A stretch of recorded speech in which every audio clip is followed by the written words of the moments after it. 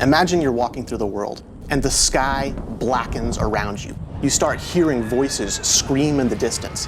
That's when you know a zone-wide event's coming. You better get some friends, you better get some people you don't even know, and you better be prepared for this. One of the most exciting things about Rift is that in addition to all of the static content that people are used to from other games, there's new types of things to do no matter where you go. Whenever you talk about dynamic content, you're talking about individual events that happen throughout the world, but everybody's waiting for that one that ties the entire world together. You've seen rifts and you've seen small-scale invasions, but a zone-wide event literally takes over the entire zone. We're talking hundreds of players together. And then we have hundreds of NPCs and tons of rifts open. I mean, just the whole sky goes crazy. I mean, just all hell breaks loose.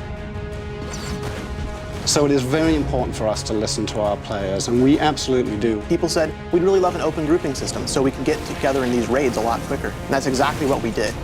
When you finally, you reach the biggest things in the game, you see a Colossi, you're not going to think this is a solo encounter, this isn't something I can do alone. You're going to want to run back down, you're going to want to grab everybody you can, you're all going to want to jump on that thing together.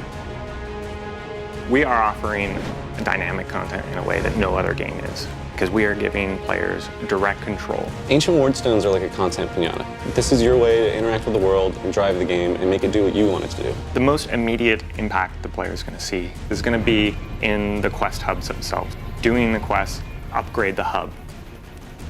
By turning on one of the Ancient Wardstones for your faction, you are turning it off for them. It's a really fun part of the system. You get to go over there, blow up the other guy's Wardstone, and then take it for yourself. I get new content, I get new loot. You've hit cap, you've done tons of rifts, you've seen the mechanics of them evolve over time, you've fought back 1,000 invasions and killed every foothold you can see on the map. So what do you do now? What we want you to do is we want you to go find the expert rifts and the raid rifts. Not only are the rifts bigger themselves, but the types of things and the number of mechanics and objects that we're spawning in, it's just magnified. So while we require sort of an elite crew, we also want to make sure that anybody else shows up when they see these things in the world, can help out, can help the fight, can jump in and still get the contribution rewards they've been accustomed to getting.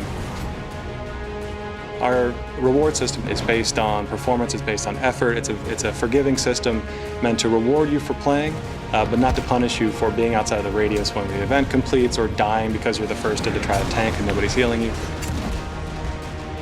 The best reward you get out of our dynamic content is the planar focus. And this is essentially an item which has a number of slots associated with it, and you're going to be able to get essences from doing planar content. They can power up abilities you already have or give you new abilities.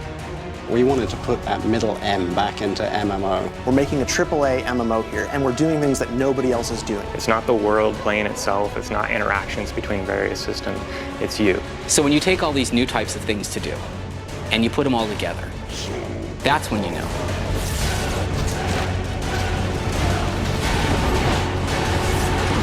This is Rift.